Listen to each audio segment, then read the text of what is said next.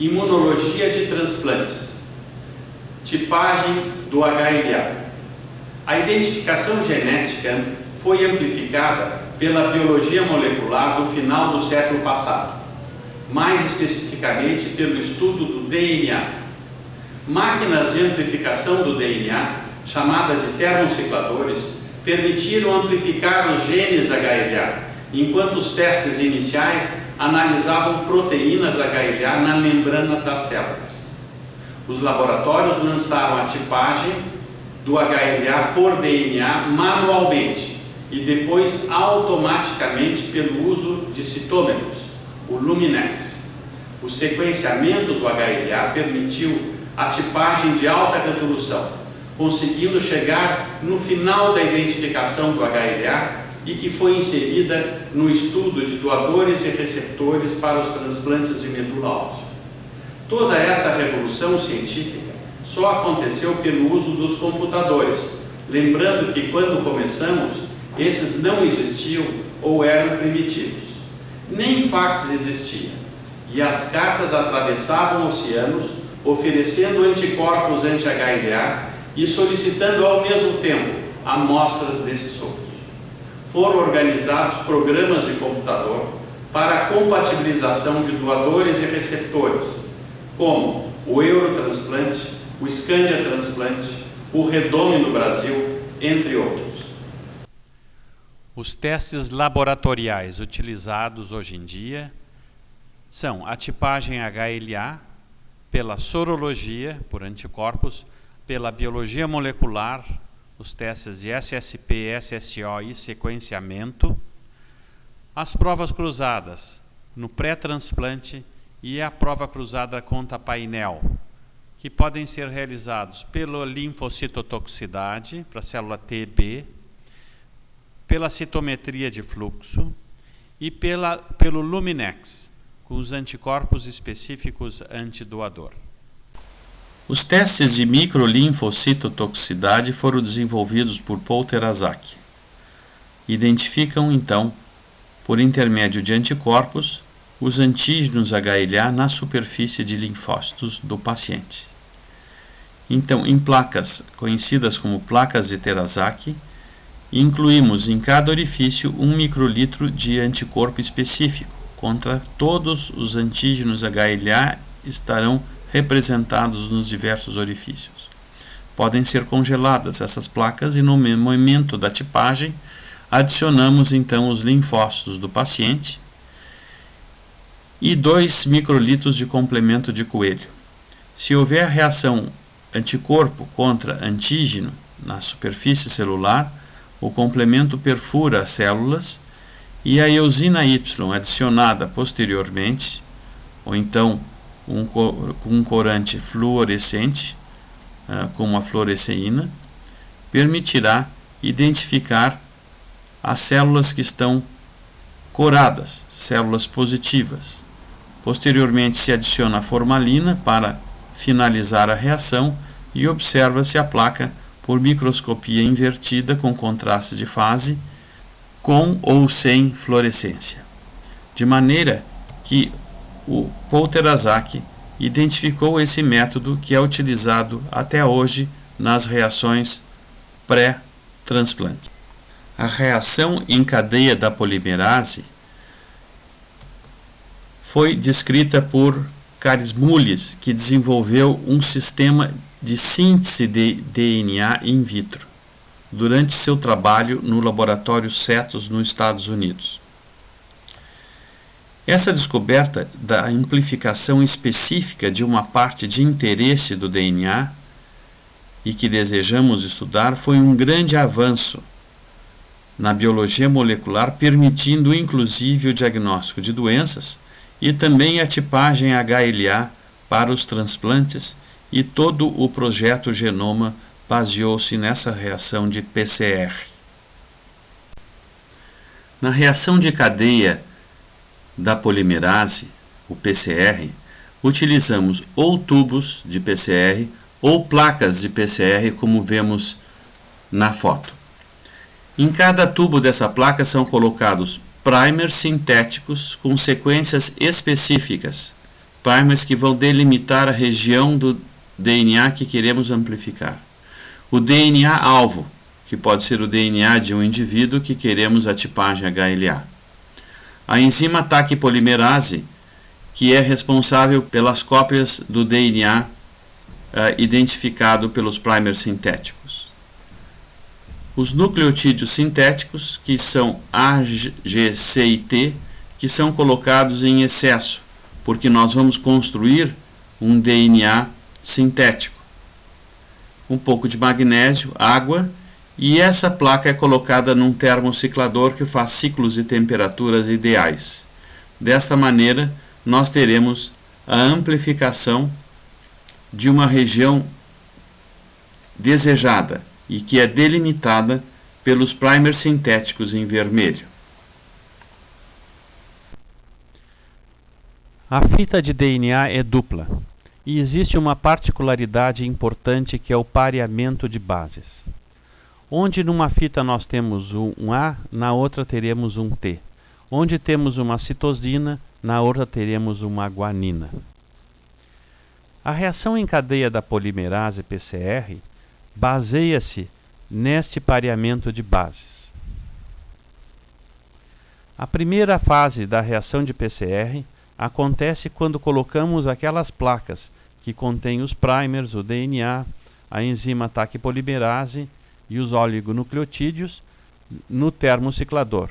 Esse termociclador aquece a temperatura até 96 graus. Nesse momento, as fitas se separam. As fitas ficam separadas no primeiro passo. Então, já estamos com as fitas separadas para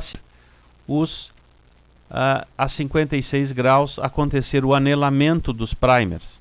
Os primers, então, aderem no início da reação e delimitam o início e fim do pedaço de DNA que queremos amplificar. Então, os alelos HLA serão identificados pelos primers específicos. Numa próxima temperatura, o termociclador alcança 72 graus centígrados, quando então existe a extensão dos primers. A TAC polimerase irá pegar cada oligonucleotídeo que tinha sintético em excesso e colocará após a sequência dos primers anelados. E assim nós teremos de uma fita a duplificação para 2, de 2 para 4, 4 para 8 e em algumas horas teremos milhões de fitas amplificadas.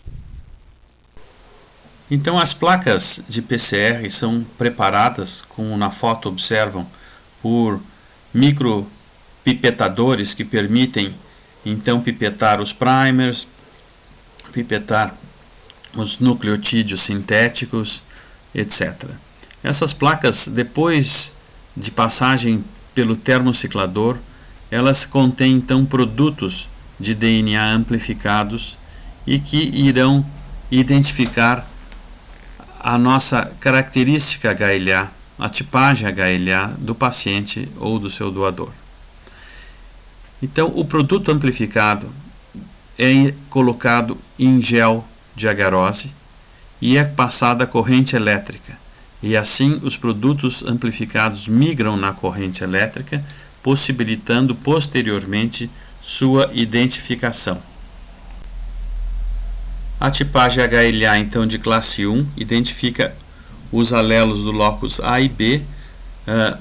Estamos observando um gel corado por brometo de etídio, tendo sido fotografado, onde observa-se que na posição 3 nós temos alelo específico, o A3, na posição 16 o 29, na 26 e 27 o BW4 BW6, na posição 47 e 48 o B38, na 75, 6 e 7 o HLA B35. Dessa maneira, o HLA de um indivíduo foi amplificado e somente os primers específicos que foram reagentes. Com esta folha, nós acompanhamos os géis para identificar os alelos nos orifícios correspondentes. Por exemplo, no orifício número 3, nós temos o alelo A3. No 47 e 48, temos o alelo B38, que é positivo. No 16 temos o A29 e assim por diante. Desta maneira, acompanhamos o gel com esta folha explicativa.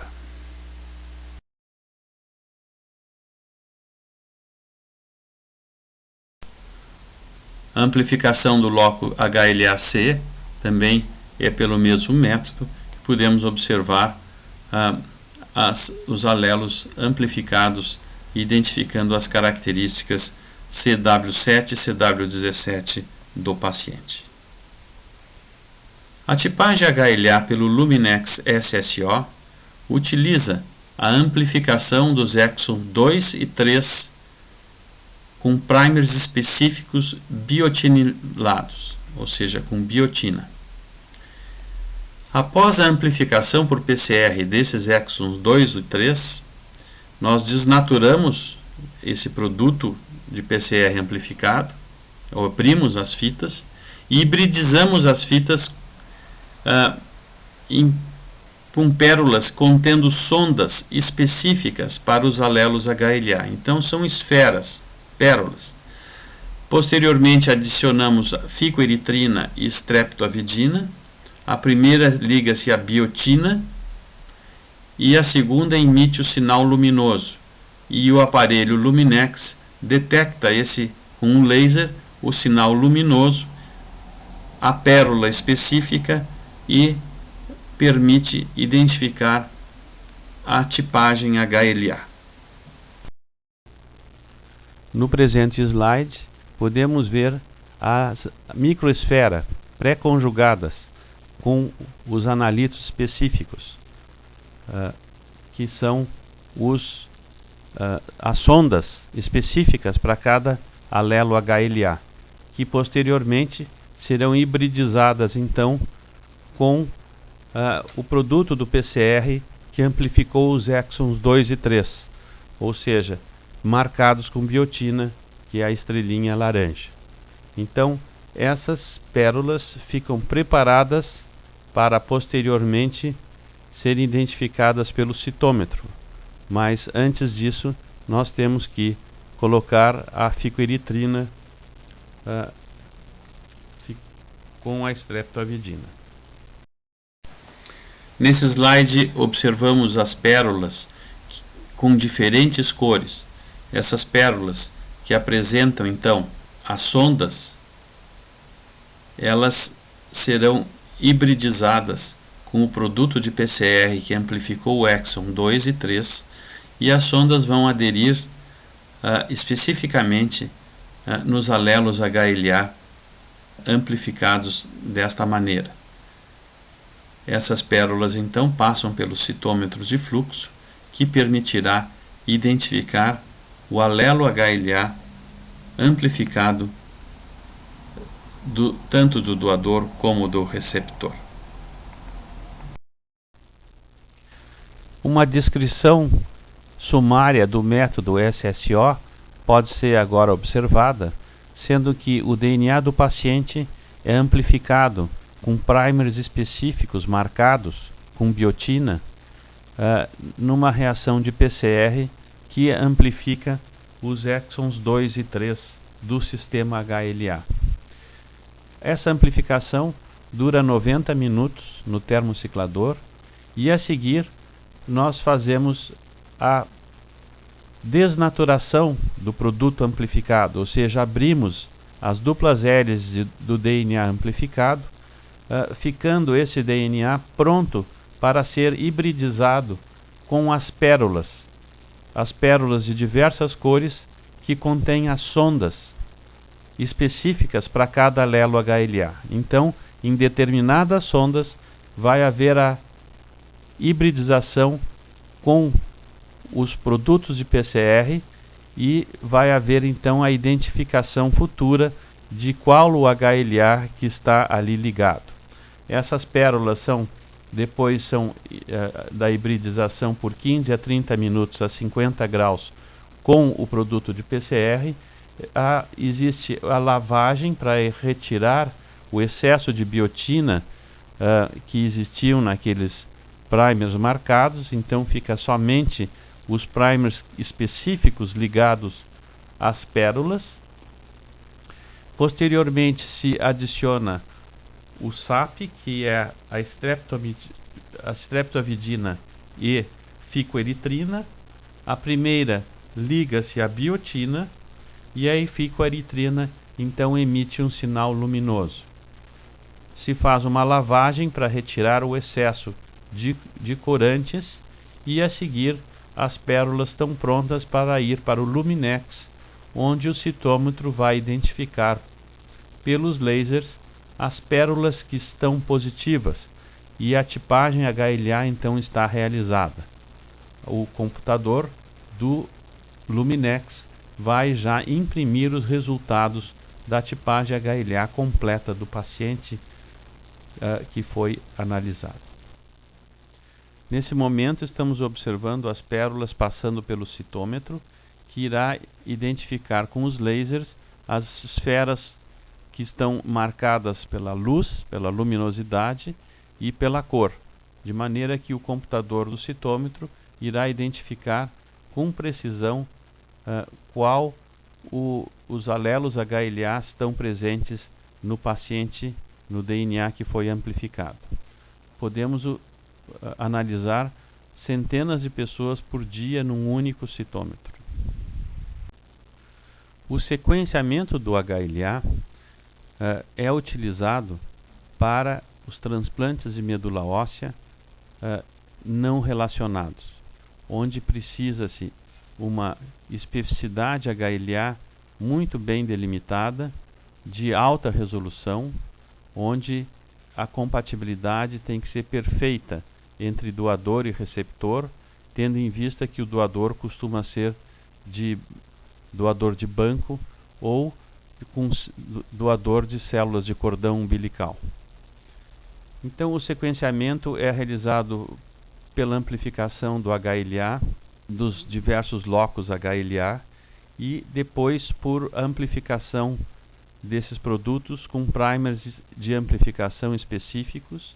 Se utiliza um sequenciador de HLA que permite então nós conhecermos o HLA base por base da sequência específica que estamos analisando, as sequências de bases que permitem então identificar o HLA de uma maneira assim extremamente específica, em alta resolução. Por exemplo, o HLA A1, que é de baixa resolução, poderá ser identificado como A10101 ou 0102 até 01022. Então, esta é a alta resolução e é utilizada somente em casos de transplante de medula óssea ou transplantes com células de cordão umbilical.